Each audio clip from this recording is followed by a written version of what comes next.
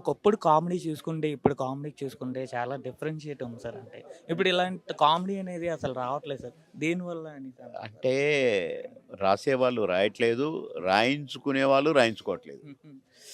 అప్పుడు డైరెక్టర్లు కామెడీ సీన్‌లు 5, 6గురితో రాయించుకొని, అలా 5, 6గురిని రాసింది ఫేర్ చేసుకొని, రేపు షూటింగ్ అనగా ఈరోజు చదువుకునేవాళ్ళు. అవును. మళ్ళా మా దగ్గర పెట్టి మీ ఇష్టం అనేవాళ్ళు.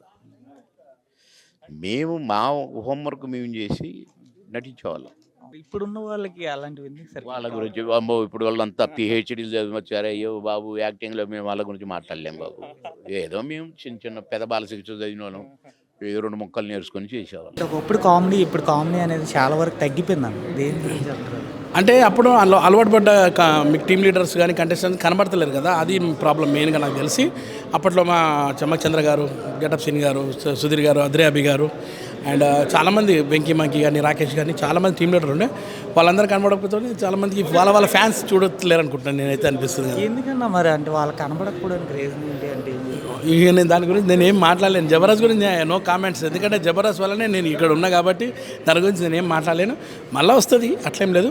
మళ్ళీ సీజన్ పోతుంది, ఇంకో సీజన్ వస్తుంది, ఇంకా మంచి కామెడీ కూడా రావచ్చు. We will wait for the మంచి స్కిట్స్ కోసం మళ్ళీ వెయిట్ చేద్దాం. ఓకే అండి. సినిమాలు ఫ్యూచర్లో ఎలాంటి సినిమాలు వస్తున్నాయి?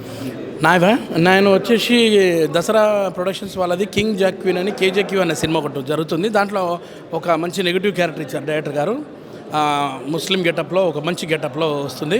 ఆ సినిమా మీద ఒక చిన్న హోపు. అలాగే మన హైందవ అనే ఒక సినిమా వెల్లంకొండ సీన్ గారిది, ఆ సినిమాలో కూడా అది ఒక సపరేట్ గెటప్ బాగుంటుంది అది.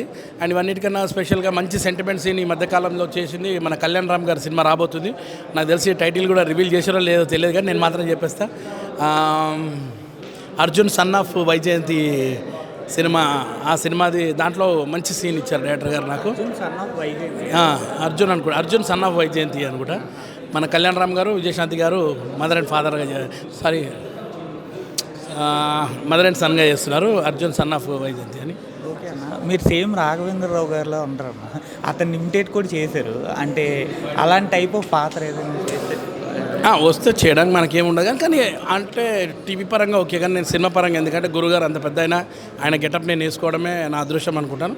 అంటే ఓకే, ఆయన ఎక్కడ కూడా నేను కించపరచకుండా నీట్గా చేసుకుంటాను. ఒకసారి ఒక సినిమా చేశాను, మన లక్ష్మీ ఎన్టీఆర్లో చేశాను చిన్న పాత్ర. సినిమాలో వస్తే మాత్రం చూస్తాను, మంచిగా ఉంటే చేస్తాను, లేకుంటే లేదండి. ఓకే అన్న. అంటే ఇప్పుడు సినిమా లైఫ్ అంటే ఈ అప్ అండ్ డౌన్స్ అనేవి చాలా ఎక్కువ ఉంటాయి. అంటే మీరు కొద్ది రోజులు జబర్దస్త్ ఉన్నంతకాలం ప్రతి ఒక్కరికి ఐడెంటిఫికేషన్ ఉంటుంది. దాని తర్వాత ఇప్పుడు మళ్ళీ డౌన్ అయిపోతుంటుంది. ఎలా అనిపిస్తుంటుంది? నాకు తెలిసి నేను డౌన్ అవుతున్నాను నాకు తెలియదు. నేనేం అంటే ఎప్పుడు నేను 24 గంటలు నేను సోషల్ మీడియాలో పక్కా ఉంటాను, ఎందుకంటే మనకు కనబడకుంటే అప్పుడు డౌన్ అయిపోయింది అంటారు. నేను ఇన్స్టాగ్రామ్